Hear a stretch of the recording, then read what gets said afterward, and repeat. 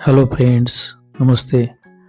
आम्ही आत्ताच आमची रंधा फॉलोवरची ट्रिप संपवून आलेलो आहोत भंडारदऱ्याला. भंडारदऱ्यावरील आनंदवन सरोवर रिसॉर्ट जे आहे या ठिकाणी आम्ही आता आलेलो आहोत.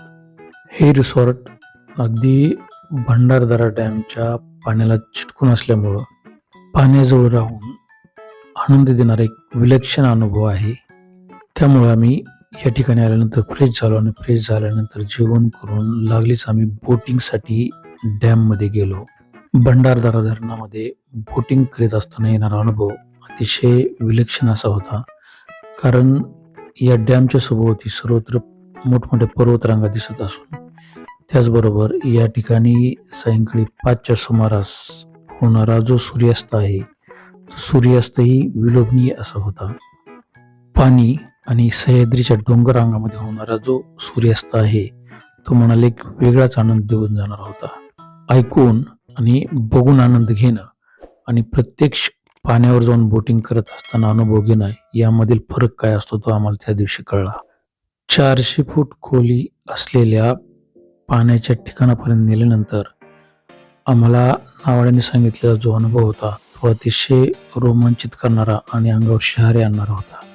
सायंकाळी 6च्या सुमारास बोटिंग करून आल्यानंतर या ठिकाणचा आनंद प्रत्येकाच्या चेहऱ्यावर जाणवत होता. हरिश्चंद्रगड आणि कळसुबाई अभयारण्यातील सह्याद्रीच्या डोंगररांगामधील हे सौंदर्य प्रत्येकाला एक विलक्षण अनुभव देणारं आणि प्रत्येकाला मनापासून भरपूर असा आनंद देणारा आहे. आनंदवन सरोवर रिसॉर्ट हे साधारणतः 3 ते 4 एकर एरियामध्ये पसरलेलं असून या ठिकाणी साधारणतः 5,000 रुपयापासून ते 8,000 रुपयापर्यंत आपल्याला रूम्स अवेलेबल आहेत. रिसॉर्ट एरिया मुबलक प्रमाणात असल्यामुळं आपल्याला या ठिकाणी वेगवेगळ्या ॲक्टिव्हिटी करता येतात. आमचा ग्रुप मोठा असल्यामुळे आम्ही या ठिकाणी संगीत खुर्ची आणि इतर ॲक्टिव्हिटी केल्या. जेवण झाल्यानंतर आम्ही बोनफायरचा अनुभव या ठिकाणी घेतला जो मनाला अत्यंत सुखावणारा असा होता.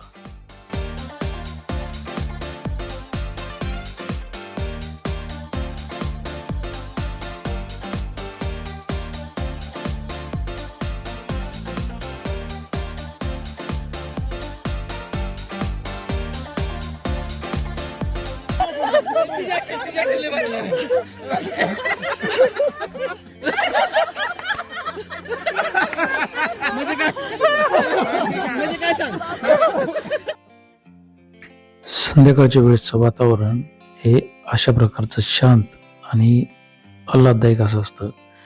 आपण या ठिकाणी रिसॉर्टवर वेगवेगळ्या ॲक्टिव्हिटी करू शकतो. त्याचबरोबर या ठिकाणी जवळच असणाऱ्या पाण्याचा अनुभवही आपण या ठिकाणी या रिसॉर्टवरून घेऊ शकतो.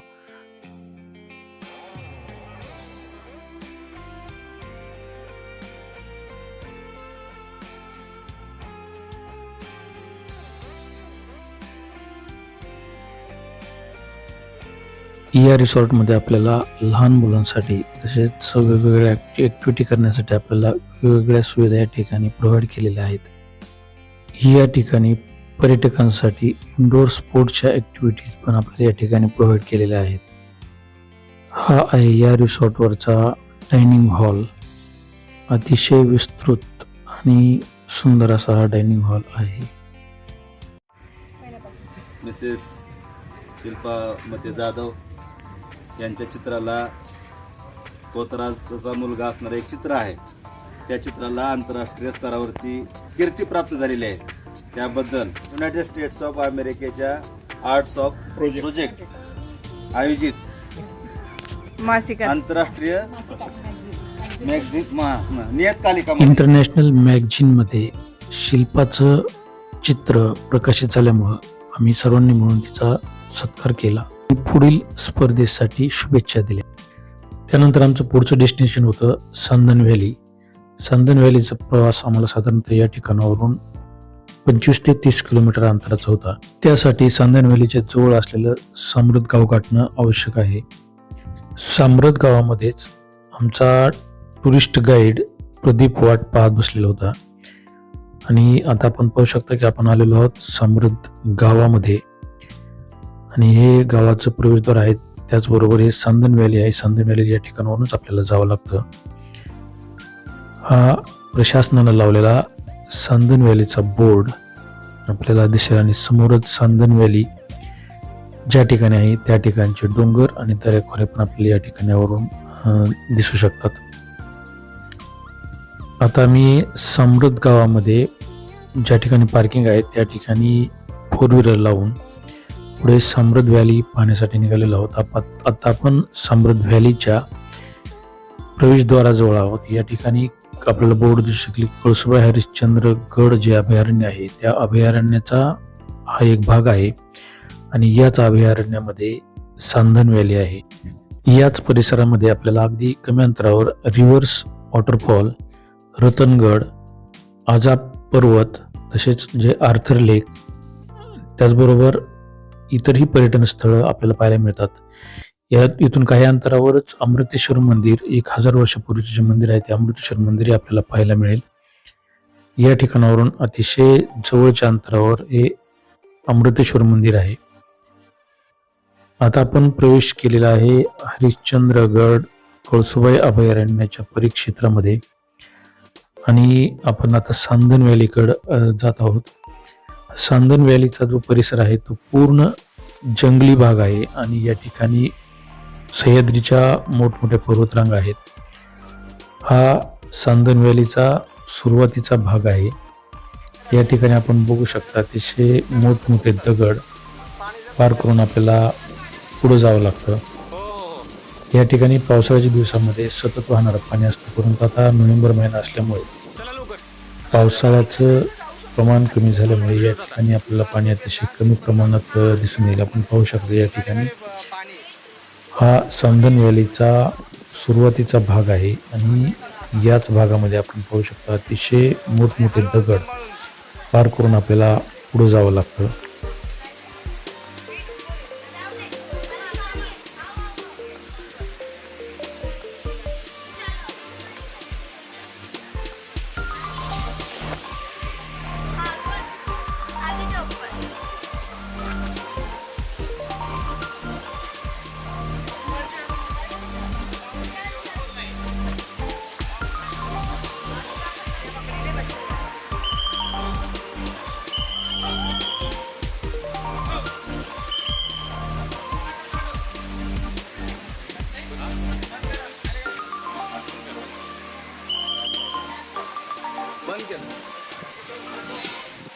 सांदन व्हॅलीची खोली जास्तीत जास्त 200 फुटापर्यंत आहे आणि सांदन व्हॅली 2 किलोमीटर लांबीची आहे. त्याचबरोबर सांदन व्हॅली आपल्याला जर पार करायची आहे किंवा या टोकाकडून त्या टोकाकडे जायचं आहे तर आपल्याला साधारणतः 5 तासाचा कालावधी लागतो.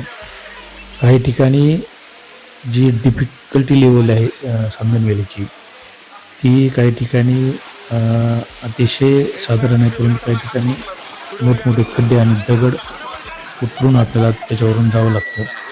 काही ठिकाणी रॅपलिंग करावं लागते आणि त्याच्यानंतरच आपण सांदन व्हॅली पार करू शकतो. काही ठिकाणी खोल असे खड्डे आहेत ज्यामध्ये साधारणतः 5 ते 6 फुटापर्यंत म्हणजे आपल्या डोक्यापर्यंत येईल एवढे पाणी पार करून आपल्याला सांदन व्हॅलीतून पुढे प्रवास करावा लागतो. यात सांदन व्हॅलीच्या आसपासच्या एरियामध्ये आपल्याला मोठ्या प्रमाणात कॅम्पिंग साईट्स पाहायला मिळतील.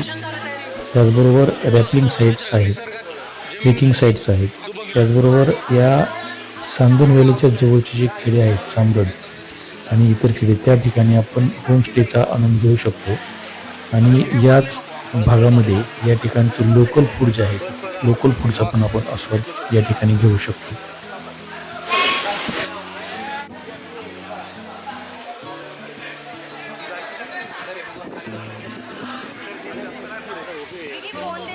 आम्ही आता ज्या ठिकाणी उभे आहोत त्या ठिकाणी सांदन व्हॅलीची जी खोली किंवा आपण ज्याला उंची म्हणू शकतो साधारणतः 60 ते 70 फुटापर्यंत आहे.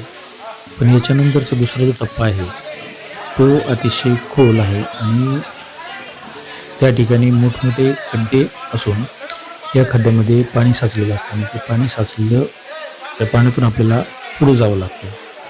आणि सांदन व्हॅलीमध्ये पाणी पार करून पुढे जाण्यापेक्षा आमच्या जे गाईड आहे प्रदीप त्यांना आम्हाला सांदन व्हॅली वरून दाखवण्याची सूचना केली आणि त्यानुसार आता आम्ही सांदन व्हॅली वरच्या भागातून कशी दिसते किंवा शेवटचं टोक जे आहे सांदन व्हॅलीचं त्या ठिकाणी जाणार आहोत आणि त्या ठिकाणावरून सांदन व्हॅली कशा पद्धतीची आहे आणि आसपासचा एरिया कसा आहे त्याचं निरीक्षण करणार आहोत.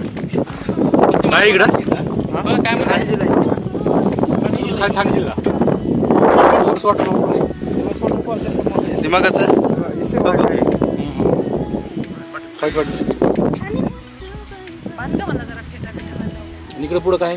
इकडे पुढे आता आजोबा पर्वत आहे. आजोबा आजोबा सांगा तर. आजोबा पर्वत. आजच्या पलीकडे माशीगड. हे समोरचं कुठला पर्वत आहे? हे काय कोणता? तिकडे दिसतो काय काय आपला? हा सोड का? आणि कुठला आजोबा कुठला पर्वत? आजोबा हा तो इथे का हो समोर? होय होय बारका एक दिसते ते. हा. बरं त्या खाली त्याच्या पलीकडे माशीगड. कुठं? त्याच्या पलीकडे ते माशीगड. पलीकडं कसारा मासे कसा रे इकडे आला? कसारा इकडं का? दुःख असंच राहतात का बरं वर्षभर? का असं रे हिवाळ्यात? उन्हाळ्यामध्ये नसतं.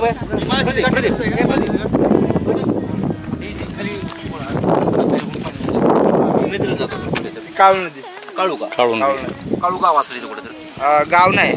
काळू नदी म्हणजे भाखरा डॅम आहे. आता इकडे शहर कुठलं जवळपास मग इकडं? शहर शहापूर. शहापूर तालुका. ठाणे जिल्ह्यातलं शेवटचं आहे शहापूर तालुका इकडं. शहापूर हा शेवटचा. हा, शेवटचा आहे. बरोबर बरोबर. थोडंसं ऐकू येतं ना. ते पण हरिहर पासून ते आलंग मदन कुलंग हार तरंगडीच्या पुढे हार ह्या सगळ्या ह्याला गेलेल्या महाबळेश्वर पासून इकडे पुढे गेलेले सगळे. जळगावला गेलेलं सुद्धा. नाही नाही हीच आहे त्या साईडची. कुठला तीन वगैरे अजंठा वेरूळ वगैरे हीच आहे सगळे.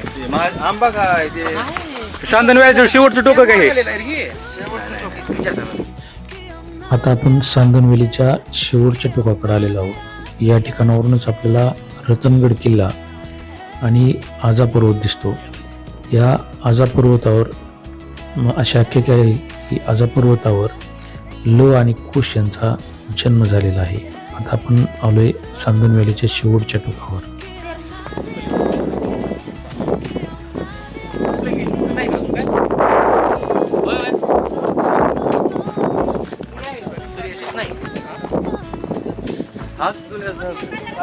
किती फूट उंची? इथे पर्यंत व्हॅली आहे ना ती व्हॅली खोलून गेली.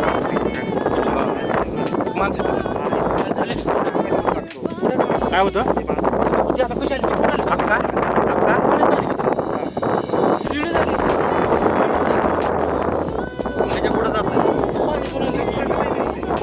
पूर्ण खाली अवघड आहे. हे म्हणले पाणी आहे म्हणले तिथं. आला ना जवळ नाही नाही एवढं वेळ नाही 1.5 तास लागत.